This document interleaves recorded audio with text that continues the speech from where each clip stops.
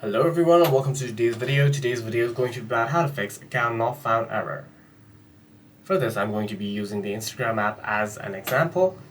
The account not found error depends on its type, whether you're trying to search for others' accounts or if you're trying to log into your account. If you're trying to log into your account and the account not found error appears, your account most probably is deleted off of Instagram, in which case you'll have to directly contact Instagram support for further assistance. If you're not being able to find the account of someone else, the first and foremost thing that you can try and do is switch between your Wi-Fi and mobile data, and also toggle airplane mode on and off on your device, and try again, as sometimes a network problem may be causing you to see that notification. The other thing that you can try and do is log out of your account, log into someone else's account, and then check the account from there. If the account appears from another account, then the person most probably has blocked you. If the account still does not appear, the account that you're trying to look for is most probably deleted or deactivated. For any further questions, please feel free to leave a comment down below.